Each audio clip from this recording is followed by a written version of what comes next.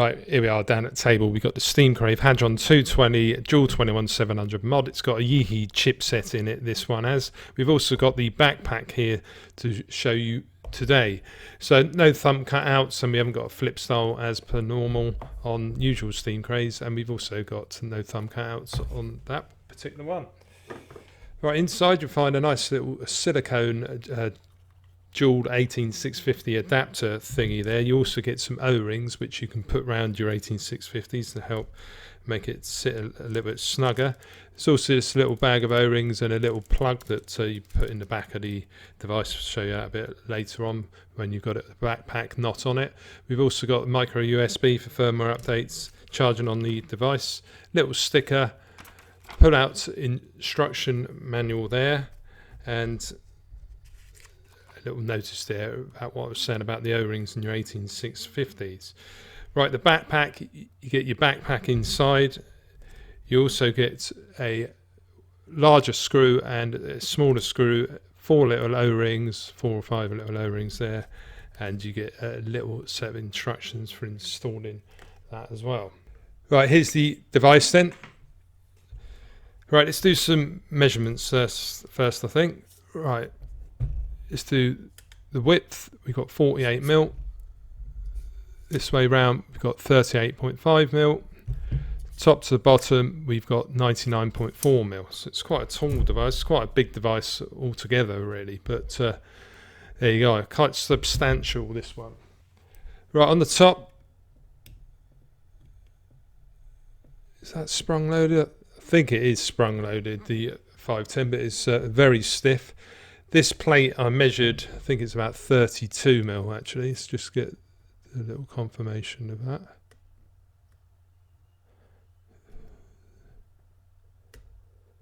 About 31mm I reckon. But this 37 that way, so you can fit the Ragnaron, which we've got here. We'll just show you the Ragnaron in RDA mode. So yeah, I'll be doing a separate review for this one at a separate time, but yeah, that's a 35mm diameter mod tank, I should say. Right, the Hadron 220, we've got some lines in there, nice and smooth, rounded edges.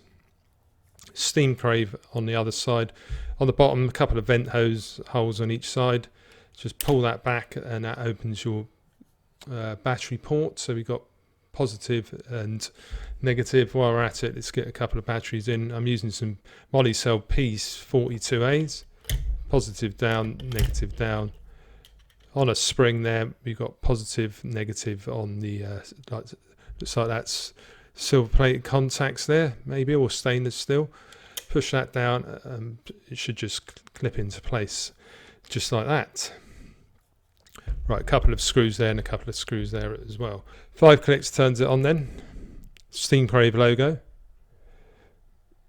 Steamcrave there as well. Right, so at the top we've got your resistance. There's your voltage there. We've got the mode there. Memory function, you've got a lock or unlock symbol. There's your wattage or whatever, joules or temperature control. We've got puff counter there.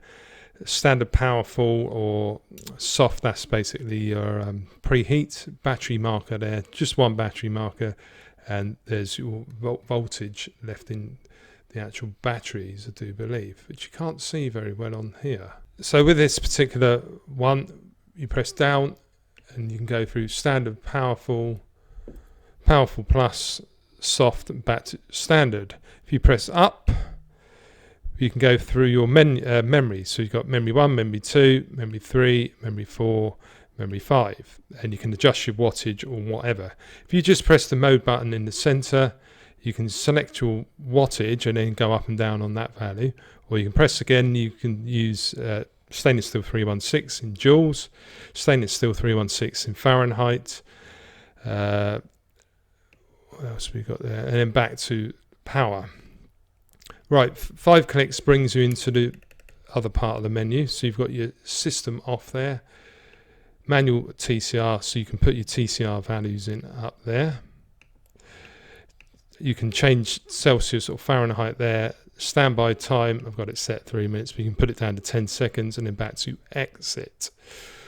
Right, if you want to adjust that wattage, then you can press the middle button, select it red, and then we can go up and down the wattage. We're in 0.1s, and I believe it jumps in ones and then goes up rather madly, just like that. We've got no round robin though with this Yihi chip.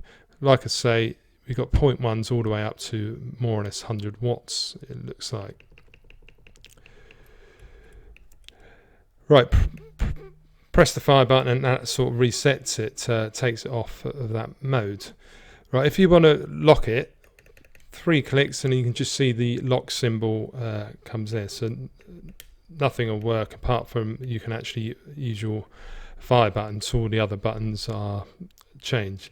But the buttons are nice and responsive, nice and clicky.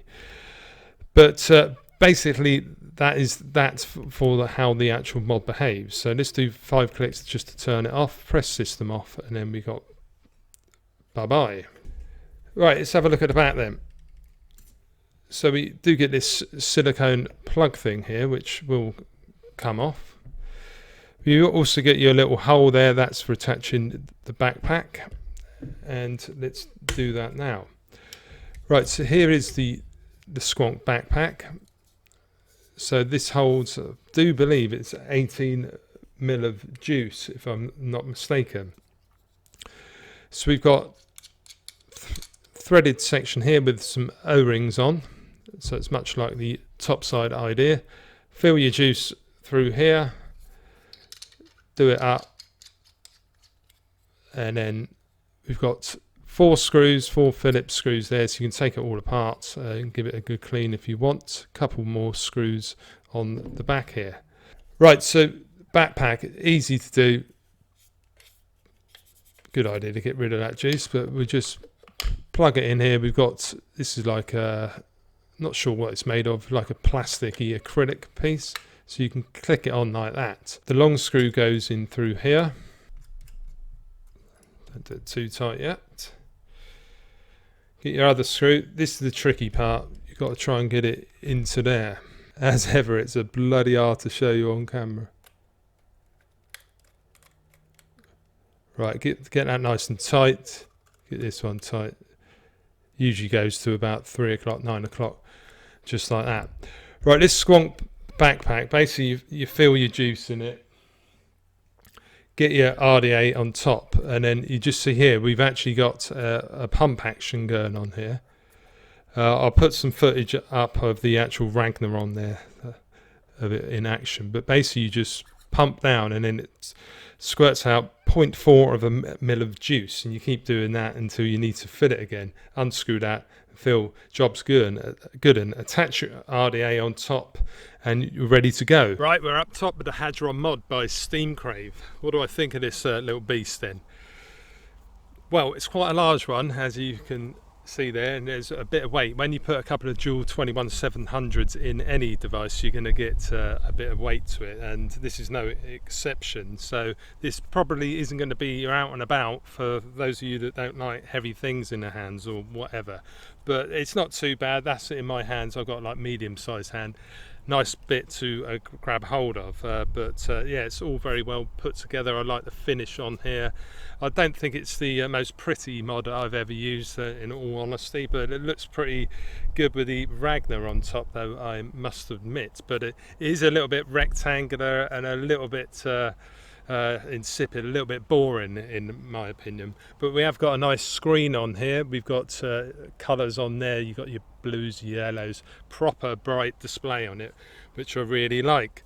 Right, it's powered by a Yihi chip. I haven't got too many mods with Yihi in. I think the only other one was the Dovpo topside carbon. Now, I don't find it the most user-friendly chip in the world, to be honest. It took me a little bit of getting used to, but to be honest, I'll just leave it in power mode and then just go up and down the power, no dramas at all. But like I say, you have to go like up to do like the menus, and then you have to press the mode button to select joules or whatever.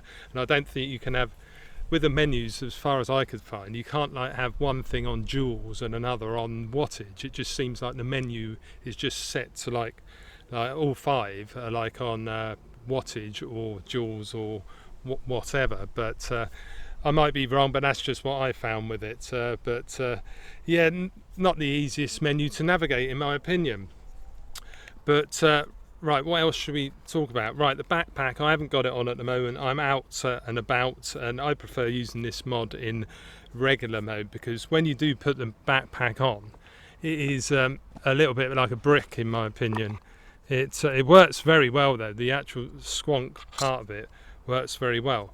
But of course you get these couple of silicone, you get that bung there and you get one down here. I never bother with this one because that one's just going to fall off, but this one stays in there rather well. See if I can get that off. And I'm not going to screw it in, but like that's what we're looking like in a real world situation. So yeah, it fits in the hand all right, but it's just too big in my opinion. But the actual backpack works really well. The pump action is a very good idea, and it does work very well. It squirts out about 0.4 of a milliliter, I do believe, on every squirt. So you don't want to go too mad, because what you've got to remember is when you're squonking with this one, it doesn't actually suck the juice back into the bottle like a regular bottle would when it expands. So yeah, that's just one little niggle with it, but everything's very well put together. When you've got the screws in, it stays on there like a dream. But yeah, the backpack is a good idea. It holds 18 ml of e-liquid, I believe, as well. So that is awesome. So if you like squonking and you don't mind having like a brick-shaped device in your hand, then you might well like this one. But I like rocking it in normal mode, especially with the Ragnar on, because I'm a tank wanker and I don't really like using RDAs or squonkers that much. But anyway, right, we got it at 90 watts, so let's just have a little puff.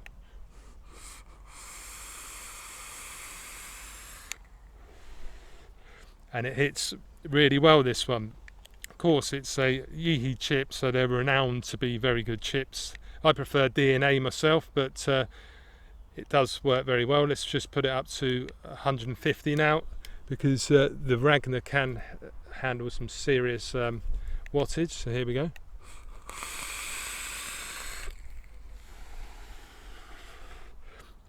And it hits really well indeed. Unfortunately, I haven't got any mouth to lungs on me at the moment, but because we're going up in 0.1s, you've got no dramas at all. It does work well across the board, this one. I've had a single coil ATI on here around 40 watts, no problems at all. Battery life seems to be very good in here, especially if you use some Molicel P42As, which have got, I think they're 4,200 milliamp hour per battery, but 30Ts hits like a dream as well. I've had this a good couple of weeks. We've got no flakes of paint or anything, so I think it's been finished very well indeed. The screen is super bright, and yeah, all in all, it is a cracking device. It's just the appearance for me isn't the most pretty thing, and when you've got that backpack on, it is a bit of a brick in the hand, but it is still quite comfortable. But it's a little bit too bulky to be an out and about vape for me. But yeah, if you've got the Ragnar, or you're thinking about getting it, this mod can accommodate 35s, no problem at all. I measured it at 37 at the top. So looking at that though, yeah, you might get away with a 36 or 37 if you can find an ATI that's that particular size. The Titan, it will overhang a couple of mil on either side, but centered 510 though, which is always good. But yeah, in this, with the Ragnar on it, I think it looks awesome. So if you can get this as an actual kit, I do believe, or it will be soon, so you can get the Ragnar and the Hadron together. But all in all, it is a very good mod, this one, albeit a little bit bulky. So that's the end of this review, guys. If you did enjoy it, if you wouldn't mind hitting the thumbs up icon, and if you're new to the channel, consider subscribing too, and hit the bell notification to be notified of all my latest reviews. Right, I'm on social media, and I've got a website, mfvape.co.uk. Right guys, I hope you're all staying safe, and I'll catch you on the next one. Thanks very much for tuning in, and thank you for Steamcrave for sending over for a review. Okay, cheers.